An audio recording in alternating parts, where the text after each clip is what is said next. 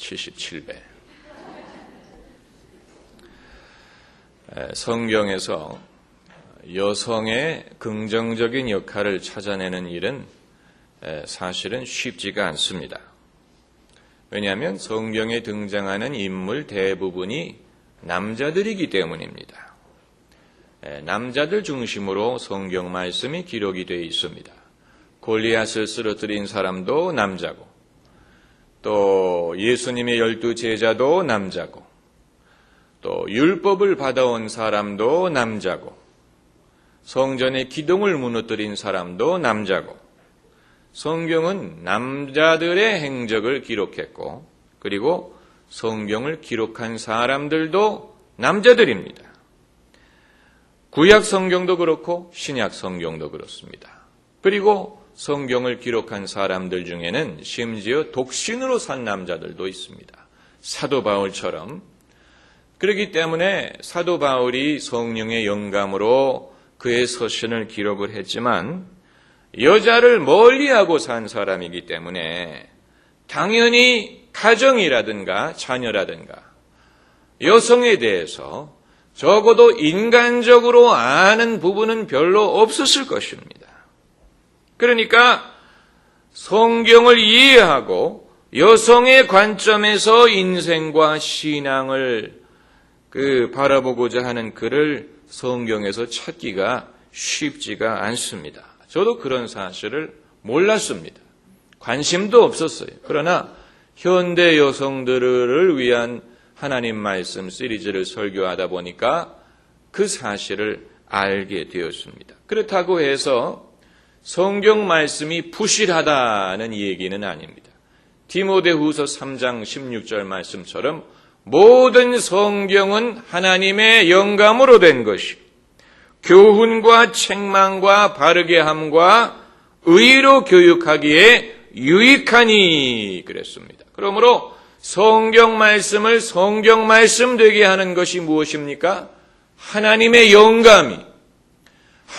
영감으로 기록되었기 때문에 그것이 남자를 통해서 기록이 되었던 여자를 통해서 기록이 되었던 옛날에 기록이 되었던 언제 기록이 되었던 간에 성경을 하나님의 말씀 되게 하는 것은 하나님의 영감입니다. 다만 성경 말씀이 2000년 전이나 3000년 전에 기록되지 않고 만일 오늘 이 시대에 기록이 되었더라면 적어도 접근하는 방식은 달라졌을 것이라는 것을 우리가 추측을 할 수 있습니다. 여러분, 시대가 변천함에 따라서 여성들이 더 자유해진다고 생각을 하십니까? 적어도 옛날 조선시대에는 오염집 여성들이 집 밖에 외출을 할 때 얼굴을 가리고 다녔어요. 적어도 오염집 여성들은 요즘 이슬람 국가의 여자들이 그 얼굴에 파도르를 쓰고 다니는 것처럼 옛날에도 여성들은 얼굴을 가리고 다녔고, 그리고 중국에서는 어떻게 했습니까? 중국에서는 여자들의 발을 싸매가지고 여자의 발은 작은 발이 예쁘다 이렇게 생각을 하고 또 도망가지 말라고 여자의 발을 싸맸어요. 얽매였어요. 여성을 얽매였습니다. 그런데 이제 현대사회에 이르러서 그 많은 구습으로부터 여성들이 해방이 되었습니다. 이제는 얼굴도 마음대로 드러내놓고 다닐 수 있고 몸도 마음대로 노출시키면서 다닐 수 있는 시대가 됐어요. 해방됐어요. 그러나 이제는 오히려 여성이 어떤 사람들이 만들어 놓은 미의 기준에 의해서 이제는 나도 저런 식으로 보여야 된다고 압력을 받으면서 사는 시대가 되었다는 거예요. 요즘에 유행하는 말들이 뭡니까? 얼짱이니 몸짱이니. 그래서 나도 누구처럼 되어야 된다. 그래가지고 여자들마다 다이어트를 하고요. 아마 일평생 다이어트를 할 겁니다. 일평생 식사 한번 마음 놓고 하지 못하는 여성이 많을지도 몰라요. 살찔까 봐. 그렇다고 해서 살이 빠지는 것도 아닌데도 늘 음식에 신경 쓰고 그중에는 심지어 거식증 같은 데 걸리는 여자들도 있고 그게 다 뭡니까? 자기 몸에 신경을 쓰기 때문이에요. 옛날에 차라리 몸을 감추고 다녔을 때는 모릅니다. 여자가 날씬한지 뚱뚱한지 알 수가 없습니다. 그런데 이제는 노출하는 시대가 됐기 때문에 모든 여성들이 나는 뚱뚱하다, 나는 살이 쪘다, 날씬하지 못했다, 나는 누구처럼 날씬해지고 싶다. 그래서 심지어는 내 얼굴을 김희선처럼 보이게 해달라. 이런 시대가 되지 않았습니까? 그러니까 여러분, 여성들이 해방은 됐는데 더 자유하게 됐느냐? 그렇지가 않아요. 여전히 사회의 지배적인 가치를 따를 것을 강요를 받으면서 살고 있다는 것입니다. 그걸 남자들이 강요하는 게 아닙니다. 남자들이 그것을 강요하는 것이 아니고 여자들이 서로 비교를 하면서 스스로에게 그것을 서로에게 그것을 강요하면서 살고 있습니다. 오늘 성경 말씀에서 우리가 보고자 하는 것은 무엇이냐? 옛날이나 지금이나 남자의 심리는 똑같다는 사실을 볼 수 있습니다. 이 라멕이라는 남자가 등장을 하는데 라멕에게는 아내가 2명이 있었습니다. 그 이름이 뭡니까? 하나의 이름은 아다요, 하나의 이름은 실라입니다. 그런데 성경에 기록된 최초의 문학 작품이 라멕이 아내들에게 부른 노래입니다. 이것이 성경에 등장하는 최초의 노래입니다. 라멕이라는 남자가 사람을 죽인 다음에 그것을 아내들에게 자랑하기 위하여 아내들에게 그것을 노래로 해서 불렀습니다. 그러니까 최초의 노래 가사가 사람을 죽인 것을 자랑하는 거라면은 이건 끔찍하지만, 그러나 우리가 한 가지 엿볼 수 있는 것은 남자는 그때나 지금이나 여자에게 자랑하고자 하는 본능이 있다는 사실입니다. 자랑을 하는. 그래서 라멕이 지금 이 얘기는, 이 노래 가사는 무슨 얘기냐면은 내가 누구랑 싸워서 이겼다는 내용. 아내들이요, 내가 이겼다. 그것을, 그래서 그 23절을 보면은 아다와 실라여 내 소리를 들으라. 라멕의 아내들이여 내 말을 들으라 하면서 이 폭력적인 사람이지만은 결국은 자기 아내들에게 내가 이렇게 싸워서 이겼어 하면서 자랑을 하고자 하고 있다는 것입니다. 그렇기 때문에 여러분, 산의 아이들은 누구에게 자랑합니까? 엄마에게 자랑을 하고요. 다 큰 남자는 누구에게 자랑을 합니까? 아내에게 자랑을 하는. 그러니까 나이가 적든 많든 남자는 똑같은 심리를 가지고 있어요. 여자에게 자랑하고 싶은 마음이 있어요. 여러분, 이 사실을 이해해야 됩니다. 그래서 남자는 이렇게 자기 자랑을 할 때 인정을 해주면 만족을 합니다. 그래서 라멕처럼 폭력적인 사람이 지금 이 창세기의 저자는 가인의 후예들이 얼마나 그 깊은 죄에 빠져들고 있는가를 설명하기 위해서 이 구절을 썼습니다. 그래서 라멕은 가인의 후예입니다. 가인이 인류 최초의 살인자가 아닙니까?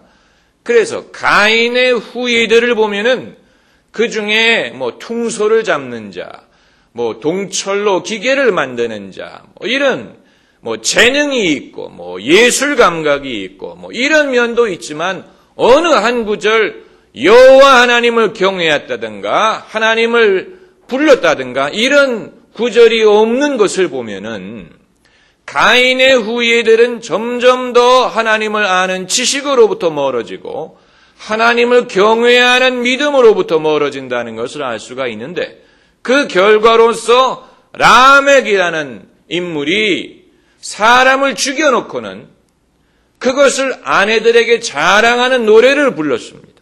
그러니까 창세기의 저자는 본문에서 인류가 얼마나 하나님으로부터 멀어지고 깊은 죄에 빠지고 있는가를 말하고자 하는 것입니다마는, 그럼에도 불구하고 여기서 우리가 엿보는 것은 그때나 지금이나 남자의 심리는 여전하다는 사실을 볼 수 있습니다. 폭력적인 남자입니다. 라멕. 무서운 사람이에요. 그러나 무서운 사람도 그가 자랑하고 싶은 것을 인정해 주기만 하면 강아지처럼 됩니다. 자기가 자랑하고 싶은 것을 여자가 인정을 해 주기만 하면 강아지처럼 된다. 그래서 여자들이 남편에 대해서 공통적으로 갖고 있는 불만이 있지 않습니까? 여러분은 불만이 없으시겠지만 일반적으로 봤을 때 아내들이 남편에 대해서 갖고 있는 불만은 자기 말을 들어주지 않는다. 또 자기의 감정에 대해서 관심을 가져주지 않는다.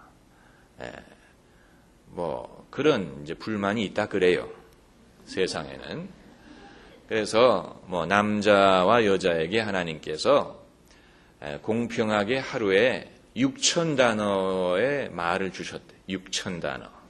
6만 단어일 수도 있고 아무튼 공평한 분량의 말을 주셨는데, 남편은 직장에서 그걸 다 써버리고 집에 오는데, 아내는 적어도 옛날에는 집에서 그거를 안 쓰고 남편이 올 때까지를 기다리는. 그래서 남편이 집에 오면 이제 그때부터 이제 6,000단어를 쓰기를 시작하는. 남편은 벌써 다 써버렸어요. 그래서 집에 와서 남자는 할 말이 없어요. 할 말이 있다면 그렇군.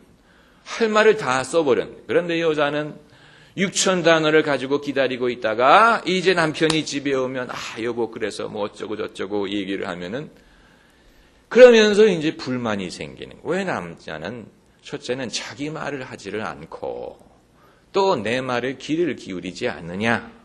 여러분, 이게 어느 나라를 가든지 공통적으로 발견하는 사실입니다.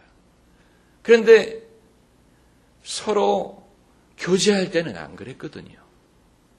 서로 교제할 때는 남자들이 말을 많이 하는 것 같았어요. 그리고 여자의 말에 귀를 기울여 주는 것 같았어요. 근데 알고 보니까 그건 속임수였어요.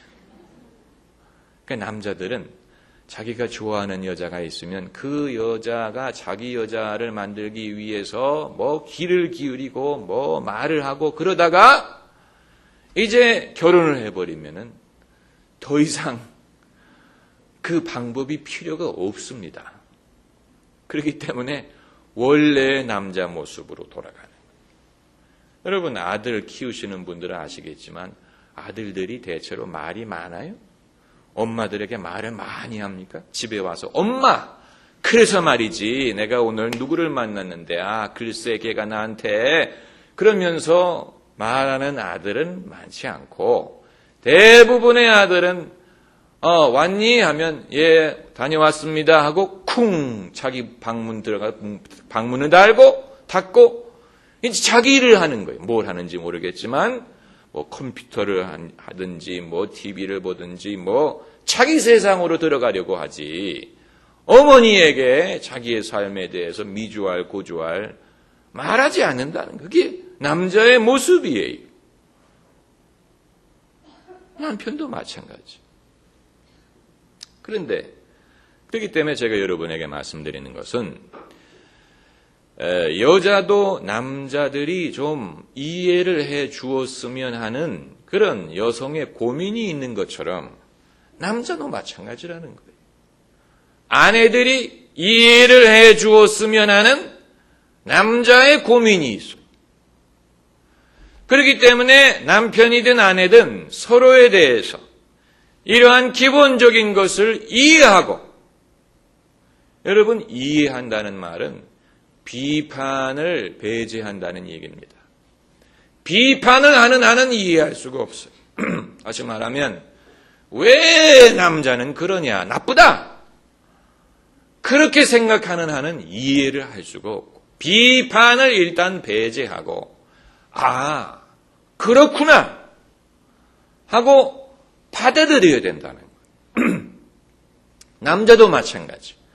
여자들은 왜 그러냐 이렇게 비판을 하는 한은 이해를 할 수가 없고, 아, 여자는 그런 존재구나, 하나님이 여성을 그렇게 만드셨나 보다 하고 받아들이면서 이제 비로소 서로가 상대방을 이해를 할 수 있는 것입니다. 네? 그런데 사실 이해를 못하는 경우가 많습니다. 사람은 사실 자기 이외에는 남을 이해하려고 하지 않습니다. 자기가 겪어봐야지 비로소 이해를 하는 경우가 많아요.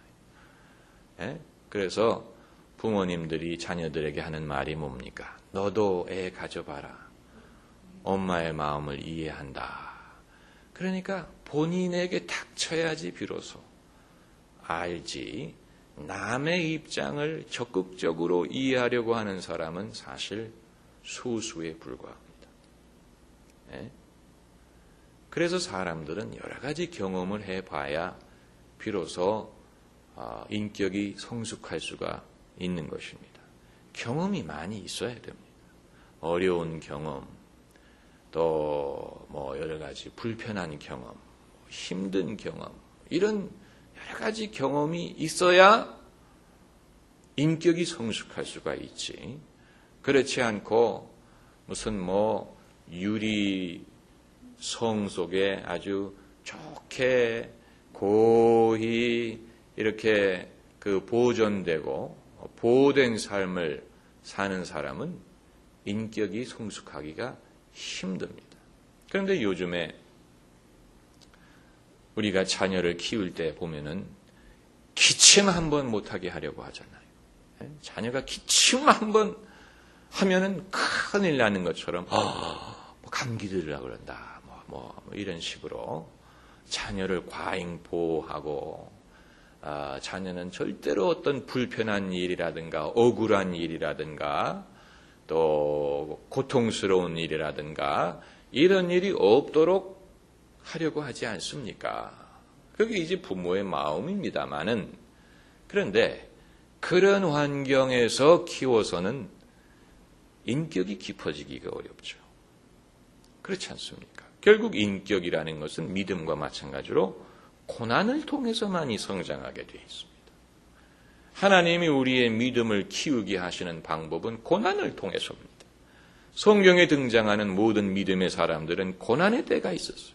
아브라함, 이삭, 야곱, 모세, 엘리야, 다니엘, 베드로, 바울, 다 고난을 통해서 믿음이 자라나고 인격이 자라나고 비로소 사랑하는 법을 배우고 고난을 통해서 그들이 변화했습니다. 그렇다면 의도적으로 고난으로부터 자녀를 보호하려고 하는 것은 어떻게 보면은 자녀가 부모의 생각 이상에는 발전하지 못하도록 하는 것이 되어버리고 맙니다. 부모가 원하고 바라는, 부모가 디자인한 자녀의 삶 이외에는 자녀가 발전할 수 있는 가능성이 없어지는 것입니다.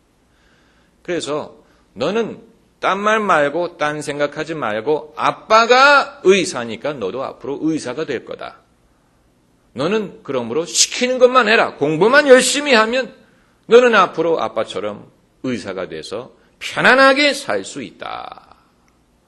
그런 식으로 아주 예측 가능한 삶,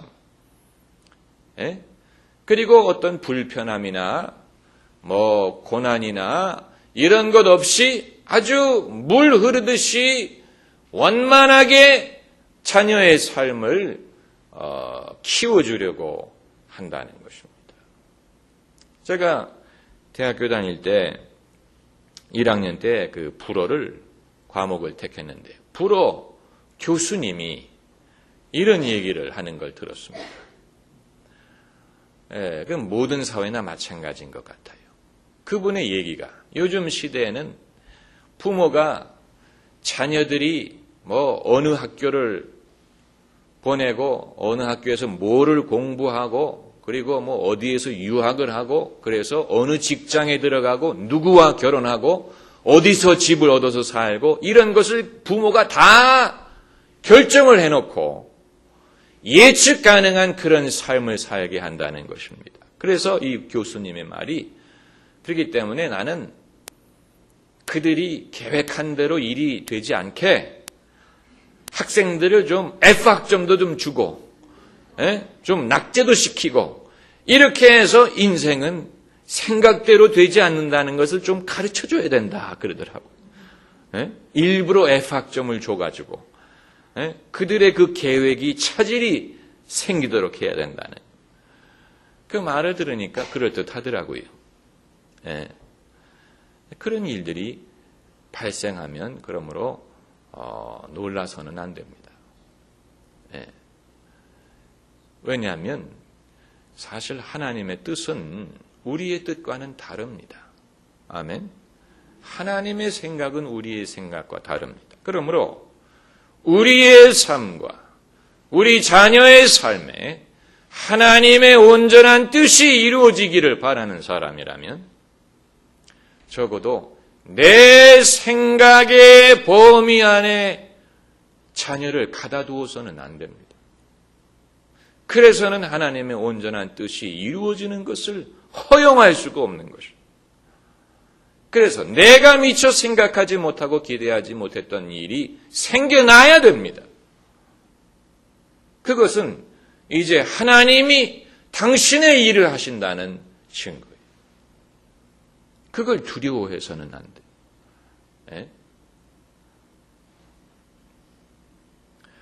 그래서 이제 오늘 본문 말씀으로 다시 돌아가면 남자도 그렇고 여자도 그렇고 서로에 대해서 이해를 하려고 애써야 되는 부분이 있습니다. 이건 제가 제 친구에게 들은 얘기입니다.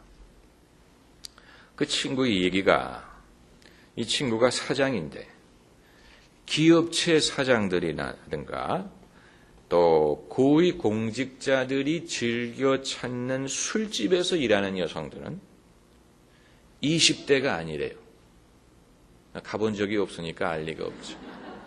20대가 아니고 30대 여성들이래요. 그리고 똑똑하대. 그 이유가 뭔지 아십니까? 말이 통해야 되기 때문에 그렇답니다. 20대 여성들을 데려다 놓으면 말이 안 통한대. 아는 게 별로 없기 때문에. 그래서 똑똑하고 말이 통하고 친절한 여성들이 있는 곳을 이제 이 중년 남자들이 찾아간다. 여러분 이런 걸 좀 참고로 알아두셔야 됩니다. 제가 이걸 좋다고 말씀드리는 게 아닙니다. 그러나 남자를 이해할 수 있게 해주지 않습니까? 적어도 남자의 심리를 이해할 수 있게 만들어준다는 거예요. 남자들이 어떤 것을 좋아하는구나. 첫째는 말이 통하는 여자가 좋고 또 자기가 길게 설명하지 않아도 자기가 하려고 하는 말을 금방금방 알아들을 수 있는 여자가 좋고 그리고 맞장구를 쳐주고 그리고 이제 남자는 10살이든지 50살이든지 자기에 대해서 자랑을 하고 싶어하는 본능이 있는데 그거를 받아주는 사람을 좋아하고 거기에서 위안을 얻는다는 사실이. 그 장군의 아들이라는 영화를 보면은 임권택 감독의 작품 아닙니까? 그 당시에 그 일제시대에는 깡패라는 말이 아직 유행을 하지 않았다고 그럽니다. 그래서 이 폭력 조직이 자기를 뭐라고 불렀냐면은 협객이라고 불렀다고 합니다. 그래서 그 영화를 보면은 그 김두한 씨에 대한 영화 아닙니까? 김두한이 자기를 뭐라고 소개하냐면 나는 조선 제1의 협객 김두한이요, 김똑간이요 이렇게 소개하는 장면이 나옵니다. 그런데 아무리 협객이라고 하더라도 속상하는 일이 있고 속상하는 말을 들을 때가 있어요. 그런데 그 영화에 김두한을 사랑하는 여성이 그런 일이 발생을 했을 때 김두한에게 뭐라고 말하냐면은 영웅은 이런 일로 인해서 화내지 않습니다. 이렇게 말을 합니다. 정말 멋있는 말 아닙니까? 영웅은 이런 일로 인해서 화를 내지 않습니다. 그러니까 그 말을 하니까 김두한이 참아요. 그렇죠. 그런 말을 하는데 안 참을 남자가 어디 있습니까? 그러니까 이 여자가 아주 지혜로운 거예요. 한편으로는 부추기는 거예요. 당신은 영웅이다. 그리고 영웅은 이런 일에 화내서는 안 된다. 그 말을 듣고 이 김두한이 참습니다. 그러니까 여러분, 실제로 검증된 연구 결과에 의하면 남성의 폭력성을 절제하는 역할을 여성이 한다. 그래요. 만약에 이 세상에 여자가 없었다면 인류는 스스로 싸우다가 멸종했을 것입니다. 온통 싸움박질을 했을 것입니다. 그런데 여성이 있기 때문에 남자의 폭력성을 절제시키는 역할을 했어요. 인류의 역사는 전쟁의 역사입니다. 역사 공부하면 늘 전쟁 얘기밖에 안 나. 알렉산더가 전쟁을 일으키고, 로마 제국이 전쟁을 일으키고, 야만족이 쳐들어와서 전쟁이 일어나고, 몽골이 쳐들어가고, 무슨 2차 세계대전, 한국전쟁, 베트남전쟁, 걸프전쟁, 완전히 그 역사는 전쟁 얘기입니다. 그 이유가 뭔지 아세요? 남자가 역사를 주도했기 때문에, 정치를 남자가 주도했기 때문에, 그렇기 때문에 전쟁이 그렇게 많았던 거예요. 만약에 정치인들 중에 여자들이 많았다면 인류의 역사에는 그만큼 전쟁이 없었을 것입니다. 여자들이 정치를 했다면 전쟁이 그렇게 필요하지 않았을 것입니다. 지금도 예를 들어서 1차 세계대전이 일어나기는 했는데 과연 그 전쟁이 필요한 전쟁이었느냐에 대해서는 역사학자들도 의견이 분분합니다. 과연 왜 그 전쟁이 그렇게 세계적인 전쟁이 됐느냐? 여기에 대해서 납득이 안 가는 부분들이 있다는 거예요. 이게 불필요한 전쟁이었는데 정치인들의 자존심 때문에 결국은 그게 세계적인 전쟁이 돼가지고 수많은 남자들이 가서 죽었어요. 그런 일이 이 세상에는 많습니다. 그래서 여기에서 우리가 엿볼 수 있는 것은 남자의 심리뿐만이 아니고 여성의 역할을 볼 수가 있는 것입니다. 여성의 아주 귀중한 역할. 며칠 전에 TV에 이런 프로가 있는 걸 봤는데, 다시 태어난다면 여자로 태어나겠느냐, 이런 프로예요. 그런데 이제 여러 여성들에게 그런 질문을 하는 거예요. 당신이 다시 태어난다면 여자로 태어나겠습니까? 그랬더니 어떤 여성은 눈물을 흘리면서 나는 절대로 여자로 안 태어난다. 내가 너무 고생을 했기 때문에 나는 남자로 태어나지 여자로 태어나지 않겠다. 그리고 어떤 여자분은 요즘의 남자들을 보면은 나도 남자 되기 싫다. 이렇게 말하는 사람도 있고. 근데 한 분은 그러더라고요. 나는 다시 태어난다면 남자로 태어나서 공부를 많이 해서 세상을 휘젓고 살고 싶습니다. 그래서 세상을 휘젓고 살고 싶습니다. 그런데 여러분, 세상을 휘젓지 않더라도 얼마든지 세상을 돕고 섬기며 살 수 있는 길이 있습니다. 그걸 알아야 됩니다. 여자가 남자가 되지 않아도 여자로서 얼마든지 세상에 귀중하고 필요한 역할을 할 수 있습니다. 여자이기 때문에 할 수 있는 일이 있습니다. 여자이기 때문에 할 수 있는 일이 있어요. 여러분은 그러므로 믿음 안에서 이 일을 찾으면서 살아야 됩니다. 기도하십시다.